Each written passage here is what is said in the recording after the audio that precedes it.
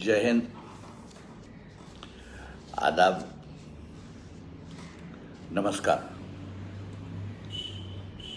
मैं एक बार फिर हाजिर हूँ सादत हसन मंटो के ड्रामे लेकर। अफसाने सारे सुना चुका हूँ, अब ड्रामे सुना रहा हूँ। आज मैं आपको मंटो का जो ड्रामा सुनाने जा रहा हूँ उसका उन्वान है चंगेज खां की मौत। चंगेज खां की मौत। सुनिए, आज से 700 बरस पहले का जिक्र है। एक शख्स आंधी की तरह उठा और करीब करीब सारी दुनिया पर छा गया। उस शख्स का नाम चंगेज खां था, जिसकी दहशत एक ज़माने तक लोगों के दिल पर तारी रही। ज़िंदगी में उसको बहुत से खिताब मिले। किसी ने उसको इंसानों को हलाक करने वाला देव कहा, किसी ने शानदार लड़ाका। यूँ तो दुनिया के और बहुत से बादशाहों को खिताब मिले, मगर उनके नाम के साथ सजे नहीं। लेकिन चंगेज खां को जिस कदर खिताब मिले उस पर चस्पा हो गए। यूरोप के बड़े बड़े जंगजुओं की फहरिस्त में सबसे पहला नाम सिकंदर मकदूनी का आता है, फिर रोमा के चंद बादशाहों का। नेपोलियन आज़म के नाम पर यह मुख्तसर फहरिस्त समाप्त होती है। यूरोप के जंगी स्टेज पर यही सबसे ज़बरदस्त और शानदार एक्टर थे। लेकिन जब हम दूसरे मुल्कों की तारीख पर नज़र डालते हैं तो हमें उनके मुकाबले में चंगेज़ खां ज़्यादा हैबतनाक और बड़ा दिखाई देता है। यूरोप में उस वक्त हिटलर जिस तरह तबाही फैला रहा है यूरोप में इस वक्त हिटलर जिस तरह तबाही फैला रहा है, उसी तरह उस ज़माने के हथियारों के ज़रिए चंगेज़ खां ने कुछ तो खून का बाजार गर्म किया। उसकी खौफनाक फौजों के रास्ते में जो शहर आए मलबे का ढेर बन गए। जहाँ से उसका लश्कर गुजरता वहाँ के दरिया अपना राहगुजर बदल देते। वहाँ की ज़मीन पर जो कभी आदमियों से आबाद थी, सिवाय भेड़ियों और मुर्दार खाने वाले परिंदों के और कोई दूसरा जानदार नज़र न आता। लड़ाई के फन में नेपोलियन बोनापार्ट यूरोप में सबसे मुमताज़ नज़र आता है, मगर उससे चंद गलतियां ऐसी हुई जिनको हम कभी नहीं भूल सकते। एक मर्तबा मिस्र में अपनी फौज दुश्मन के रहमो करम पर छोड़ खुद भाग निकला। दूसरी मर्तबा उसने अपनी फौज को रूस की बर्फ़ों में मरने के लिए पीछे छोड़ा और खुद वाटरलू के भंवर में जा फंसा। ऐसी ज़बरदस्त गलतियां हमें चंगेज़ खां की फौजी ज़िंदगी में नज़र नहीं आती। उसने आर्मेनिया से लेकर कोरिया तक और तिब्बत से लेकर रूस के दरिया दोंगा तक एक ऐसी सल्तनत की बुनियादें कायम की जो उसके मरने के बाद उसका बेटा ओक्ताई बग़ैर किसी मुखालफत के उसका जानशी तस्लीम किया गया। उसके पोते ने आधी दुनिया पर बादशाहत की। आज से 700 बरस पहले जब दरियाए ओनान के किनारे दोलन बलदाक के मकाम पर लेसों का आई बहादुर के घर तमोचन यानी चंगेज़ खां पैदा हुआ, तो देखा गया कि उसकी मुट्ठी में जमा हुआ खून है। माँ के पेट से वो खून से रंगे हुए हाथ लेकर आया।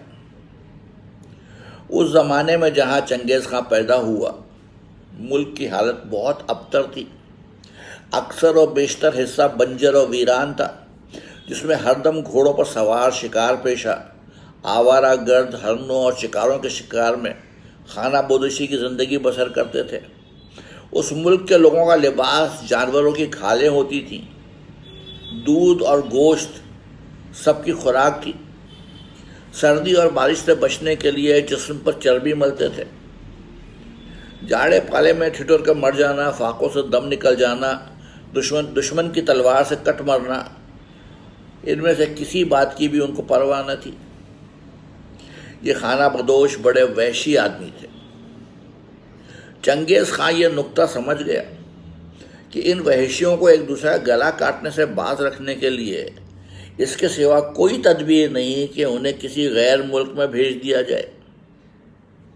خلاصہ یہ ہے کہ چنگیز خان نے اپنی قوم کے ان بگولوں پر 4 جامے کس کر باہر کے ملکوں پر آندھی کی طرح جا چڑھایا۔ خدا کے اس تازیانہ نے چنگیز خان کے ہنگاموں بھری خونی زندگی ایک مختصر مضمون میں سما نہیں سکتی۔ ہم چنگیز خان کے صرف آخری دنوں کو پیش نظر رکھیں گے، جبکہ وہ 70 سال کا بڈھا ہو چکا تھا اور تقریباً آدھی دنیا فتح کر چکا تھا۔ پردہ اٹھتا ہے۔ سن 1225، کڑکتا جاڑا، دریا، تولہ کنارے چنگیز خان خیمہ ہے۔ چنگیز: بغورچی، تم نے اور مقولی نے میری مدد کی ہے۔ جو کام میں نے تمہارے سپرد کیا تم نے بڑی درستی سے کیا۔ تم نے مجھے برا بھی کہا، مجھے ایسے کاموں سے بھی روکا جو غلط ہے۔ تمہاری انہی باتوں سے آج میں اس اعلیٰ مرتبے پر پہنچا ہوں۔ اس وقت آدھی دنیا میرے قبضے میں ہے۔ آرمینیا سے لے کر کوریا تک اور تبت سے لے کر دریائے دونگا تک میری سلطنت پھیلی ہوئی ہے۔ میں بہت خوش ہوں، میں بہت خوش نصیب ہوں۔ بغورچی: خان اعظم کو وہ دن یاد ہوگا جب بغورچی سے اس کی دوستی ہوئی۔ 8 گھوڑوں نے جو آپ کے چوری چلے گئے تھے ہمیں دوستی کے اس مضبوط رشتے میں جکڑ دیا۔ اس راستے میں جدھر سے تائجوت آپ کے 8 گھوڑے چرا کر لے گئے تھے، میں ایک گھوڑی کا دودھ دو رہا تھا۔ کسے خبر تھی کہ وہ نوجوان جو 8 گھوڑوں کے لیے اتنا حیران اور پریشان ہے ایک روز آدھی دنیا کا مالک ہوگا۔ خاقان کو یاد ہوگا کہ اپنی گھوڑی ٹھہرا کر۔ چنگیز خان: مجھے اچھی طرح یاد ہے، میں نے تم سے بڑی پریشانی کے عالم میں پوچھا تھا کہ تم نے ادھر سے 8 گھوڑے اور سوار جاتے دیکھے۔ بغورچی: اور میں نے جواب دیا تھا، ہاں، سورج نکلنے سے پہلے کئی سوار 8 گھوڑوں کو جن پر کوئی سوار نہیں تھا ساتھ لیے ادھر سے گزرے تھے۔ جس راستے سے وہ گئے ہیں وہاں گھوڑوں کے سموں کے نشان ہیں، وہ تمہیں دکھا سکتا ہوں۔ چنگیز: ہم بڑی ترکیب سے ان گھوڑوں تک پہنچے اور انہیں ہانک کر واپس لے آئے۔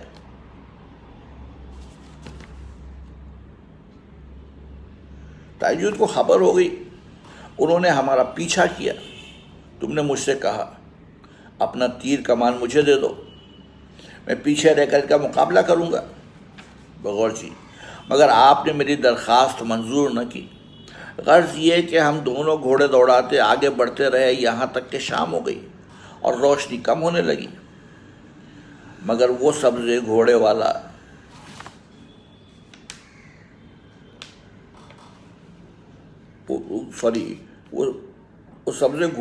اب اس قدر قریب آ گیا تھا کہ اپنی کمند آپ پر اور مجھ پر آسانی کے ساتھ پھینک سکتا تھا۔ چنگیز: میں نے اس وقت چلا کر تم سے کہا تھا، بغورچی دیکھو کہیں یہ دشمن تمہیں اپنی کمند سے گرا کر زخمی نہ کر دے۔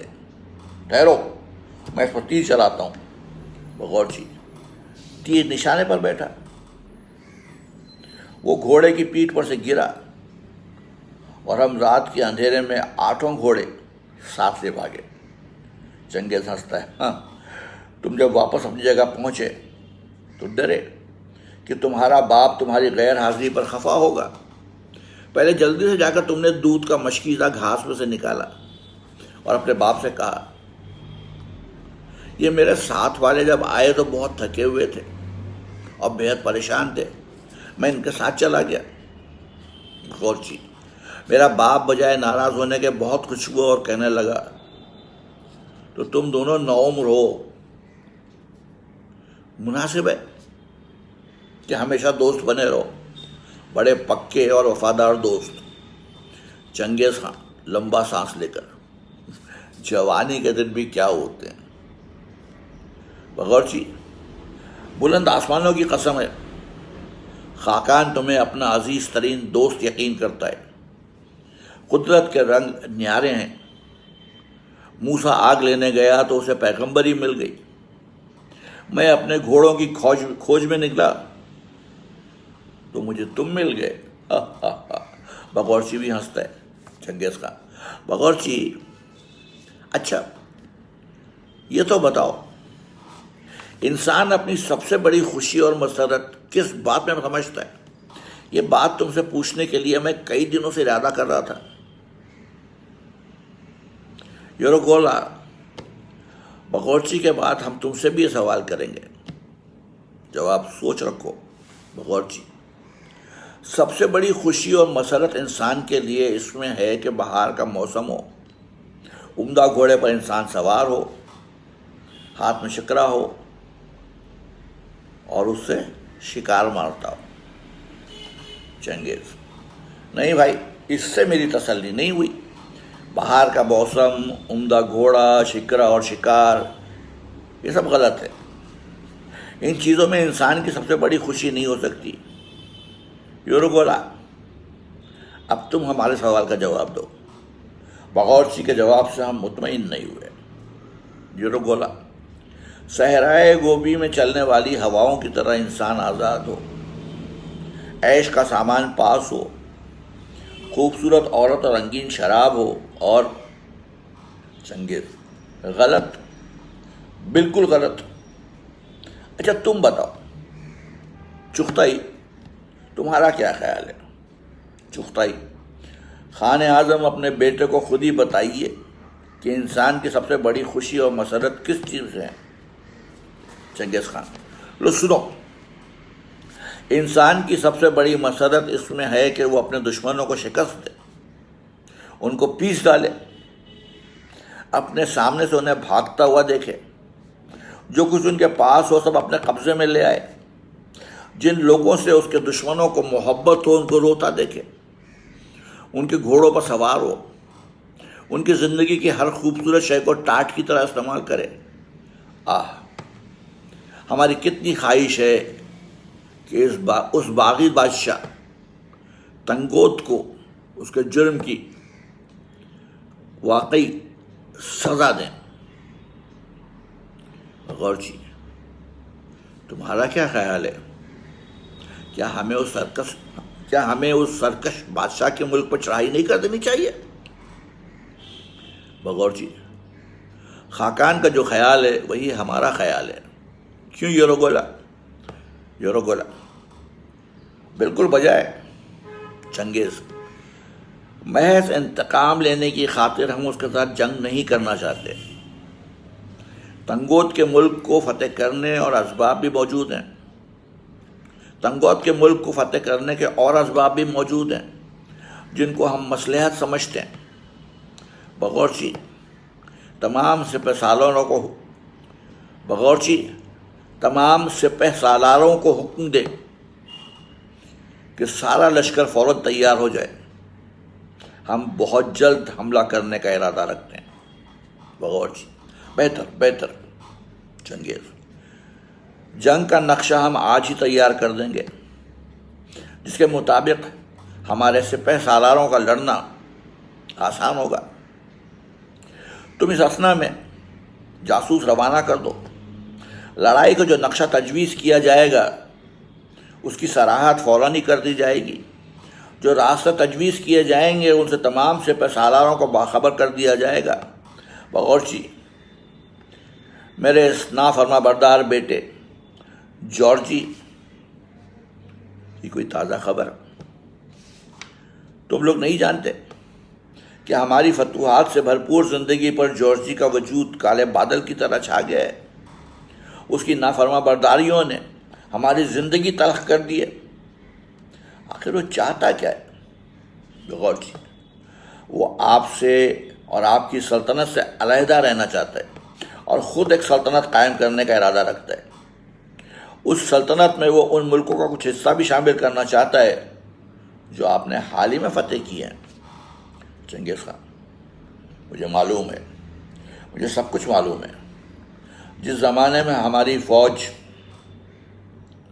خوارزم شاہ سے لڑ رہی تھی، اس نالائق نے ہماری حکمت عملی سے اختلاف کیا۔ اس کی نافرمانیوں کی فہرست اتنی طویل ہے کہ یوروگولا حضور چنگیز، لشکر کے سامنے ہمارے الفاظ ایک بار پھر دہرا دو۔ یاد ہیں تمہیں وہ الفاظ؟ روزمرہ کی زندگی میں ایسے رہو جسے 2 برس کا گائے کا بچہ، لیکن لڑائی میں شکرے بن جاؤ۔ ضیافتوں اور جلسوں میں اس طرح کھاؤ جسے سانڈ کھاتے ہیں، لیکن لڑائی میں عقاب بن کر شکار پر جھپٹو۔ دن کی روشنی میں بڈھے بھیڑیے کی طرح چوکنے اور رات کے اندھیرے میں کالے کوے کی طرح ہوشیار رہو۔ چین سے جس وقت چنگیز خان واپس آیا تھا تو قن کے ملک کے ان حصوں پر جن کو مغلوں نے فتح کیا تھا، قن نے پھر اپنا قبضہ جما لیا تھا۔ مقبول نویا جو چنگیز خان کا نائب تھا، قن سے برابر لڑتا رہا۔ چنگیز نے سوچا کہ جغرافیائی حالات کچھ ایسے ہیں کہ قن کا خاتمہ اس وقت تک نہ ہو سکے گا جب تک تنگوت کے ملک میں اس کی حکومت قائم نہ ہو جائے، کیونکہ تنگوت کے ملک سے قن کی راجدھانی پر حملہ کرنا آسان تھا۔ غرض یہ تنگوت سے لڑنے کو چنگیز خان نے ایسا ضروری سمجھا کہ 71 برس کی عمر میں بھی لشکر کا سردار بن کر اٹھا اور اس ملک پر چڑھائی کر دی۔ سن 1226 میں تنگوت سے لڑائی شروع ہوئی۔ چنگیز خان کی بیوی یسوئی اور شہزادے ساتھ تھے۔ شروع میں لڑائی میں کامیابی رہی، لیکن جب جاڑا آیا تو چنگیز خان ایک دن گھوڑے پر سے گرا اور ایسی چوٹ آئی کہ اس کے صدمے سے وہ بیمار ہو گیا۔ یسوئی: خان کے دشمنوں کی طبیعت بہت خراب ہے، گھوڑے پر سے گر کر ایسی چوٹ آئی ہے کہ کئی جوڑ ہل گئے ہیں، کل سے تیز بخار ہے۔ میں نے آپ لوگوں کو اس لیے یہاں بلایا ہے کہ اس جنگ کے متعلق بات چیت کی جائے جو روز بروز بڑھتی چلی جا رہی ہے۔ بغور جی، تم بتاؤ ایسی حالت میں کیا جنگ جاری رہنی چاہیے؟ بغور جی: خاقان کی حالت کو نازک نہیں کہی جا سکتی، مگر اس بڑھاپے میں شدید چوٹیں بہت خطرناک ہوتی ہیں۔ میری تو یہ رائے ہے کہ کچھ دیر کے لیے جنگ ملتوی کر دی جائے۔ خاقان کا علاج یہاں نہیں کیا جا سکتا۔ جب وہ تندرست ہو جائیں تو جنگ دوبارہ شروع کر دی جائے گی۔ یوروگولا: اس رائے سے مجھے بھی اتفاق ہے۔ چرجوئی: میں سمجھتا ہوں یہ رائے بالکل درست ہے۔ حضور کی تندرستی سب سے ضروری چیز ہے۔ یسوئی: بلانویا، تم اس بارے میں کیا کہتے ہو؟ بلانویا: تنگوت خانہ بدیش نہیں ہے، شہروں میں رہتے ہیں، کہیں چلے تو جائیں گے نہیں، پھر دیکھا جائے گا۔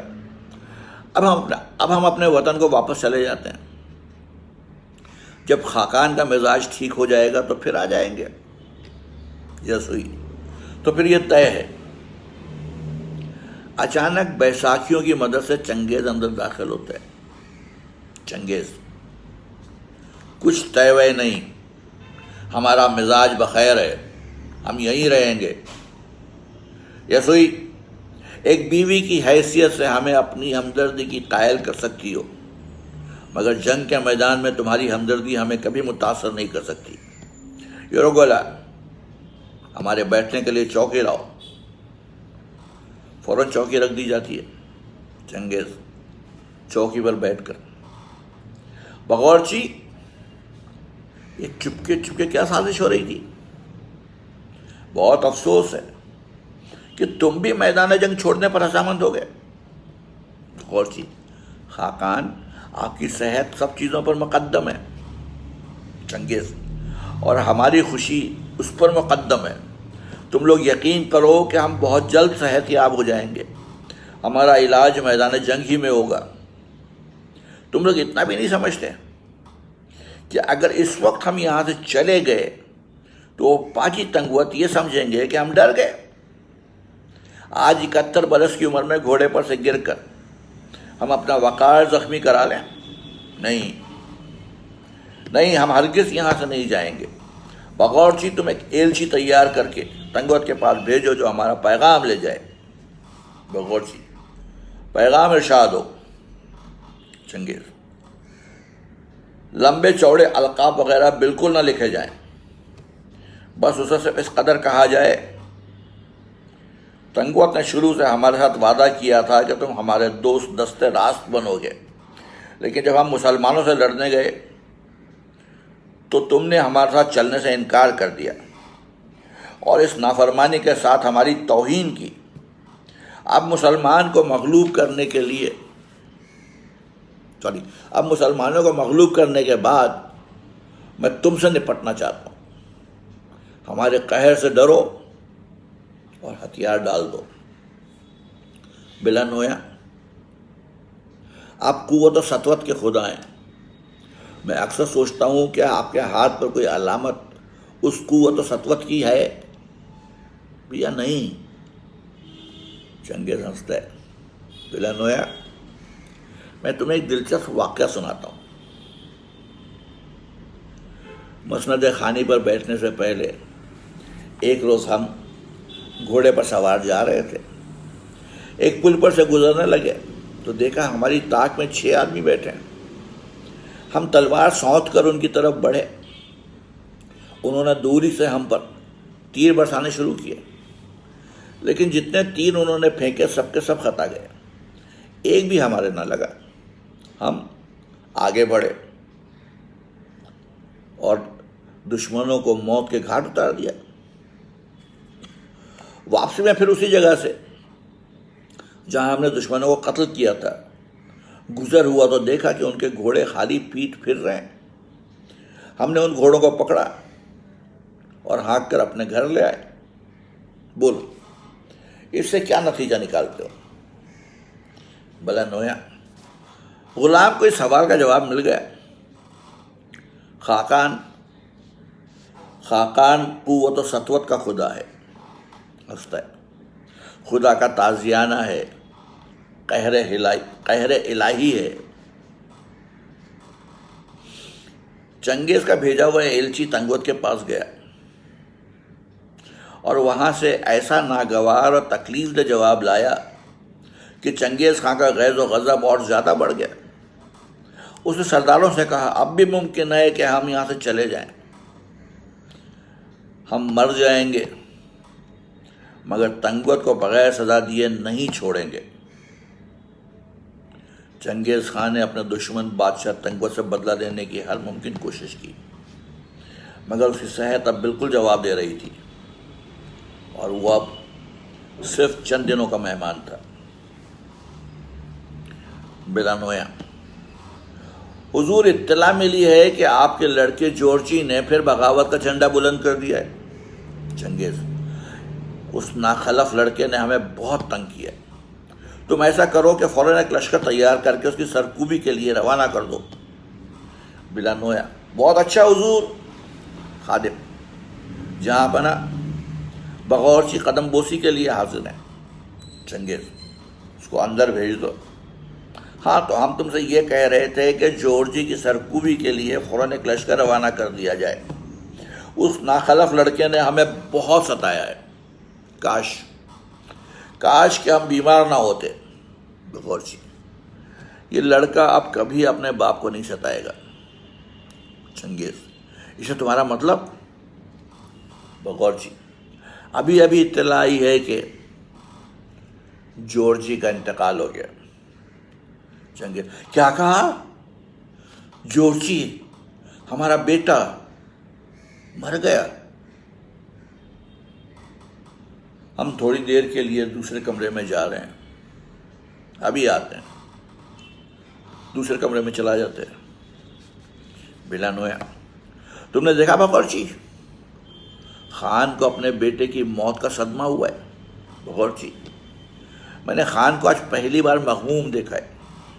بلا نویا، اسی لیے دوسرے کمرے میں چلے گئے۔ بیٹے کی موت پر تنہائی میں چنگیز خان نے بہت غم کیا، مگر یہ غم کسی پر ظاہر نہ ہونے دیا۔ فوجیں برابر آگے بڑھتی رہیں، چلتے چلتے صنوبر کے جنگل سے گزر ہوا، جہاں سورج کی حدت کے باوجود درختوں کے سائے تلے برف جمی ہوئی تھی۔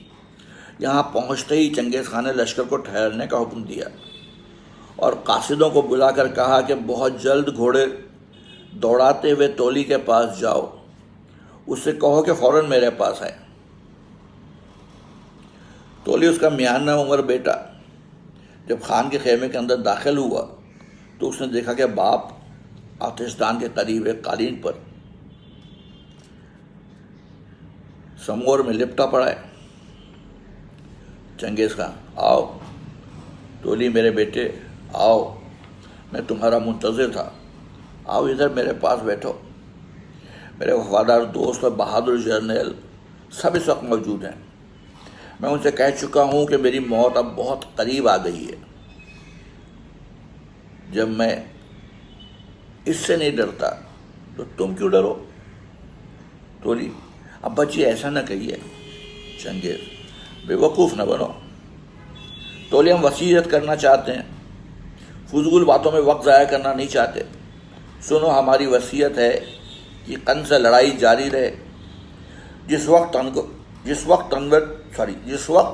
تنگوت کی راجدھانی فتح ہو جائے تو تنگوت کے بادشاہ کو اس کے تمام ساتھیوں کو جو اس کے ساتھ رہتے ہیں قتل کر دیا جائے۔ جب تک یہ صورت پیش نہ آئے ہماری موت کو پوشیدہ رکھا جائے۔ اوکتائے تمہارا بھائی بلند ہمت اور رحم دل ہے، اس کا حسن اخلاق بہت اچھا ہے، لوگ اسے پسند کرتے ہیں، اس لیے ہم اسے اپنا جانشین مقرر کرتے ہیں۔ تولی: آپ کا فیصلہ برحق ہے۔ چنگیز خان: تولی: مشرق میں جس قدر ملک ہیں تم ان کے مالک ہو۔ تولی: شکریہ۔ چنگیز خان: اور تمہارے چھوٹے بھائی چغتائی کو ہم نے مغربی ملک دیے۔ تم لوگ سب سن لو کہ ہمارے ان الفاظ میں کسی قسم کی تبدیلی نہ ہونے پائے۔ لڑائی جاری رہے اور تنگوت کے بادشاہ کو ماں اور اس کے ساتھیوں کے موت کے گھاٹ اتارا جائے۔ یہ بھی یاد رہے کہ دشمن کو ہماری موت کی اطلاع نہ پہنچے۔ وصیت مکمل کرنے کے بعد چنگیز خان کی روح پرواز کر گئی۔ اس کا انتقال جنوبی چین میں سنگ کے اندر ہوا۔ اس خیال سے کہ دشمنوں کو اس کی موت ظاہر نہ ہو، تابوت لے جاتے وقت راہ میں جو آدمی ملا اسے قتل کر دیا گیا۔ وہ انسان جو ماں کے پیٹ سے مٹھی میں جمع ہوا خون لے کر پیدا ہوا، ساری عمر خون کی ہولی کھیلتا رہا، موت کے بعد بھی خون خرابے کا باعث ہوا۔ چنگیز خان کا تابوت گاڑی میں جا رہا تھا اور لوگ بیان کر رہے تھے، اس سے پہلے تو شکرے کی طرح شکار پکڑتا تھا، آج بھاری آواز دیتی ہوئی گاڑی تیرا تابوت لے جا رہی ہے۔ ہائے میرے چنگیز خان، کیا یہ سچ ہے کہ تو اپنی بیوی بچوں کو چھوڑ کر چلا گیا اور اپنی قوم کی مجلس سے اٹھ گیا؟ ہائے میرے خان، پہلے تو عقاب کی طرح چکر کاٹتا ہوا ہمارے آگے آگے راہ بتاتا ہوا چلتا تھا، آج تو نے ٹھوکر کھائی اور گر گیا۔ ہائے میرے خان، تو ہمارے بیچ سے اٹھ گیا۔